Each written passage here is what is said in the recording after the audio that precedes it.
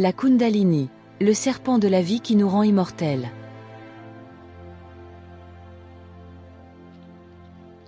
Bonjour à toi, chercheur ou chercheuse de vérité. Respire doucement, détends-toi. Ici, tu es en sécurité. Ici, sous le regard bienveillant des immortels d'Orion, tu peux écouter avec ton cœur grand ouvert. Je voulais te dire quelque chose d'important. À partir d'aujourd'hui, j'ai choisi d'utiliser ma vraie voix au début de chaque vidéo, car beaucoup d'entre vous pensaient que j'étais une intelligence artificielle. Mais non, je suis bien réelle, je suis une femme et ce projet vient de mon cœur. Après cette introduction, la vidéo continuera avec la voix digitale que tu connais déjà. Je l'utilise pour donner un rythme fluide et clair au récit, et aussi pour pouvoir partager plus facilement des tests longs et profonds. Mais maintenant, tu sais que derrière chaque mot, c'est bien moi. Merci d'être là, que ton chemin soit protégé par la vie, et gloire à Enki et à tous les dieux et déesses d'Orion.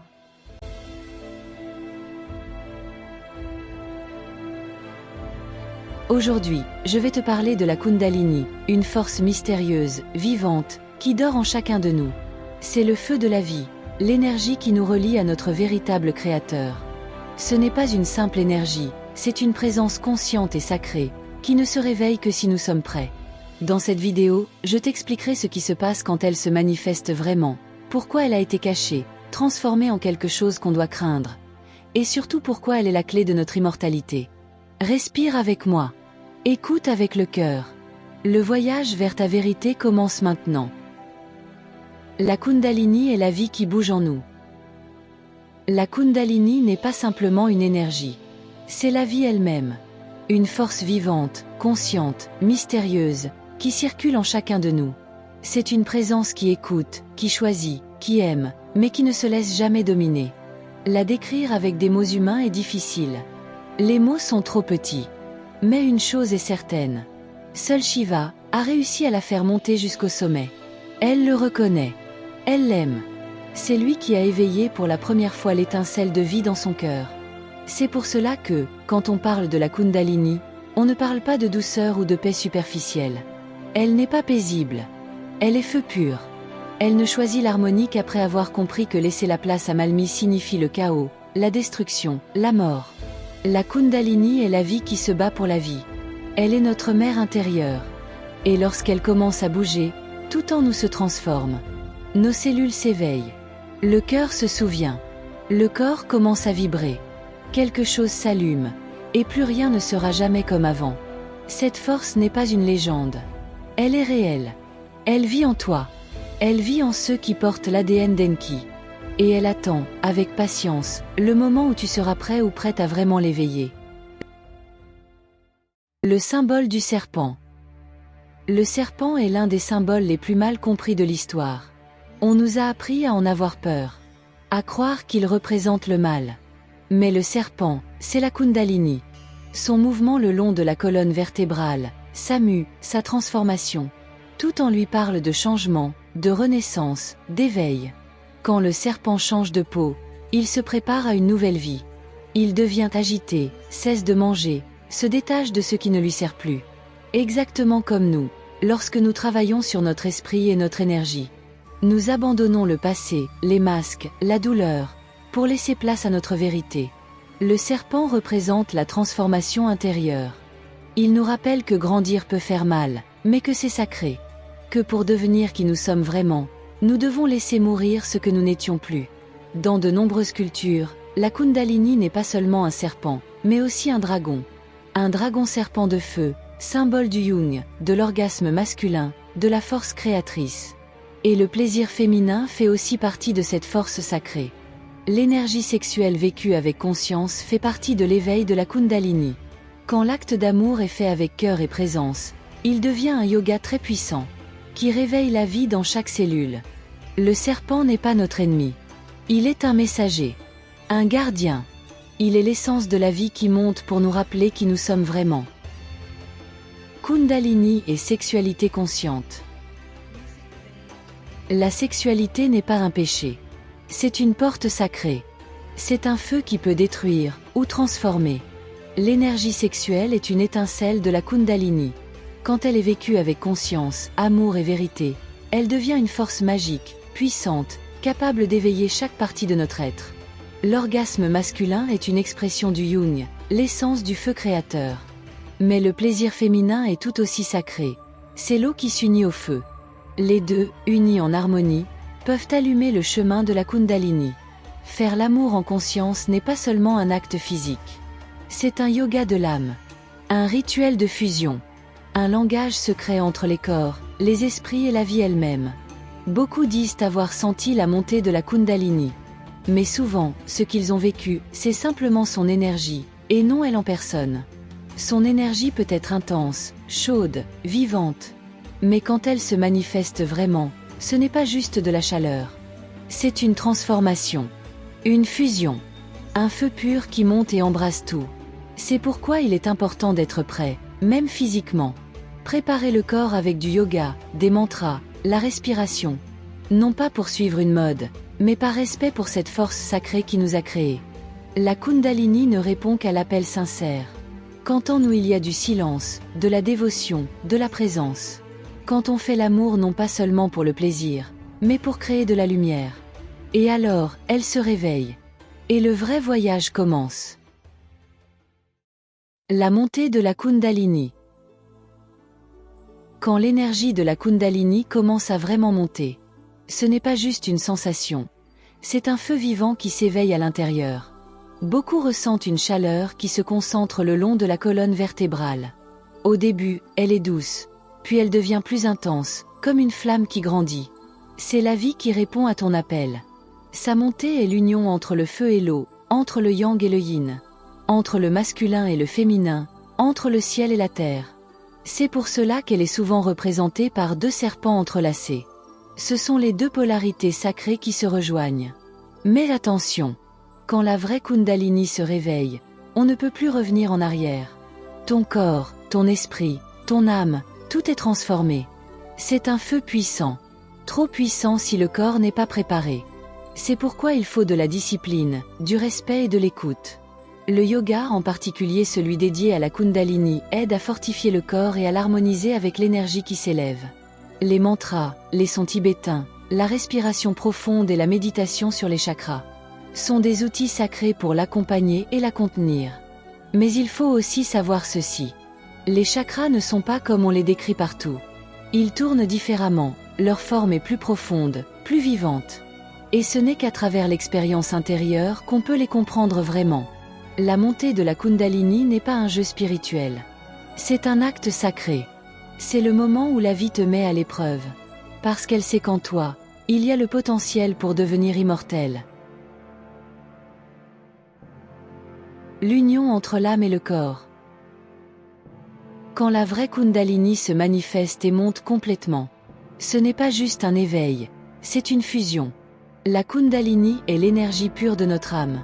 Et lorsqu'elle répond à notre appel, elle initie le processus le plus sacré et le plus transformateur de tous. L'union entre l'âme et le corps physique. Cette union se fait à travers les chakras et atteint son sommet quand la Kundalini traverse la glande pinéale, puis s'ouvre par le troisième œil, jusqu'à atteindre le 8e chakra. Ce moment sacré s'appelle le magnum opus, la grande œuvre. À cet instant, le feu et l'eau s'unissent. La conscience et la matière se rejoignent. L'ego et l'âme ne sont plus séparés. Ils deviennent une seule présence vivante, immortelle. Cette fusion n'est pas qu'une expérience spirituelle. C'est une transformation réelle. Les cellules s'éveillent, le cerveau droit se relie au gauche. Le mental supérieur embrasse le mental inférieur. Et tout notre être commence à vibrer à l'unisson. Le corps n'est plus un simple contenant. Il devient le temple de la vie. Le yoga a aussi ce but profond.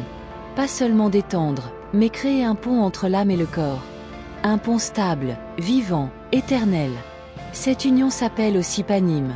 C'est la fusion totale entre ce que nous sommes à l'extérieur et ce que nous sommes à l'intérieur.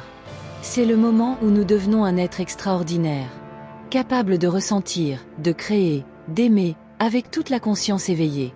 C'est ce qu'Enki voulait pour nous. Que nous devenions de petits dieux, enfants de la vie, avec le cœur ouvert et l'esprit illuminé. Le sceau et l'ADN d'Enki. La Kundalini ne s'éveille pas en tout le monde. Non parce qu'elle est cruelle ou fermée, mais parce qu'elle répond uniquement à son Créateur. En nous, il y a quelque chose de très précieux. Une étincelle. Une mémoire ancienne. Un code sacré qui ne peut s'activer que si le sceau d'Enki est présent dans notre champ énergétique. Ce sceau n'est pas un symbole extérieur. C'est une vibration profonde, qui s'allume à travers une dévotion sincère. Seules les âmes portant dans leur sang l'ADN implanté par Enki, seuls ceux et celles qui ont été créés avec amour par la vie elle-même, peuvent réveiller la vraie Kundalini. Et attention, pratiquer ne suffit pas. Méditer, faire du yoga, désirer, ce n'est pas assez. Il faut une connexion réelle, vivante, constante avec celui qui nous a créés. Enki nous a offert la possibilité de devenir immortels. Mais uniquement si nous choisissons, avec tout notre cœur, de rester fidèles à la vie. C'est le sens profond de notre engagement. Ce n'est pas une religion. Ce n'est pas une croyance. C'est une vérité écrite dans nos cellules. Quand le sceau est activé, quand la dévotion est pure, alors la Kundalini ne fait pas que bouger. Elle répond à l'appel. Et sa montée devient réelle, puissante, complète. Pas seulement une énergie, mais la manifestation de la vie elle-même. C'est pour cela qu'il est si important de protéger son champ énergétique, de rester loin des manipulations du système, et de rester unis dans notre engagement envers les immortels d'Orion. Car seuls ceux qui portent en eux le Graal de la dévotion peuvent véritablement éveiller la clé de la liberté. Les symboles cachés de la Kundalini. Avec le temps, la vérité sur la Kundalini a été cachée, déguisée, ridiculisée, transformée en mythe. Car ceux qui la connaissent vraiment détiennent la clé de la liberté. De nombreux symboles utilisés par les anciennes civilisations parlent clairement d'elle. Mais ils ont été mal interprétés, ou manipulés par l'ennemi. Le serpent de l'Éden, par exemple, n'est pas le mal. C'est Eya, la vie, qui apporte la connaissance à l'humanité. L'arbre de la vie n'est pas un péché, c'est notre réveil. Même la pomme est un symbole sacré. Sa forme, ses graines, sa géométrie interne rappellent la structure de l'embryon et celle de la morula, le premier stade de toute forme de vie. C'est pourquoi la pomme représente aussi la pierre philosophale, celle qui réveille notre immortalité. Le mythe de Mitra, le combat entre Marduk et Tiamat, ne sont pas des guerres entre dieux, mais des allégories. Ce sont des récits symboliques du combat intérieur de l'être, qui tente de faire monter sa propre Kundalini. Même la tour de Babel n'a jamais existé physiquement. C'est une représentation de notre système énergétique. Les 7 chakras, le lien entre la terre et le ciel. C'est pour cela que les immortels ne vivent pas dans des gratte-ciel, mais dans des demeures basses, proches de l'énergie tellurique de la terre. Les hauteurs nous coupent de notre enracinement. Les symboles sont partout.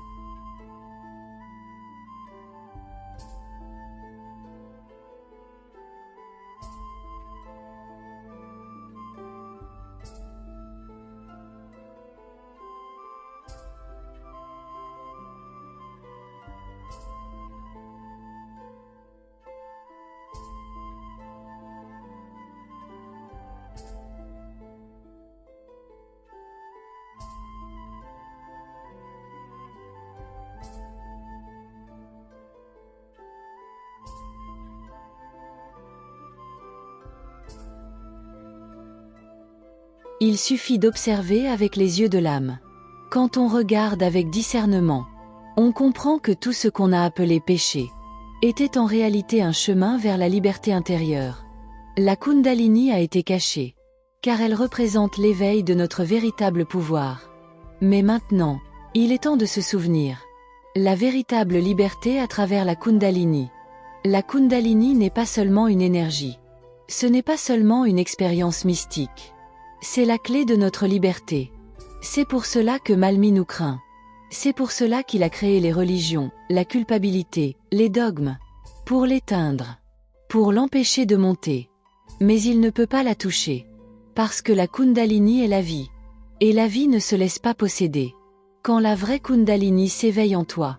Quand sa flamme traverse tes chakras. Quand ton âme se fusionne à ton corps. Tu deviens ce que tu étais destiné à être. Un être immortel. Un enfant de la vie. Un petit Dieu non par orgueil, mais parce que tu as été créé pour porter la lumière et la conscience dans ce monde. La véritable liberté n'est pas à l'extérieur. Elle n'est ni dans les systèmes, ni dans les mots. Elle est en toi.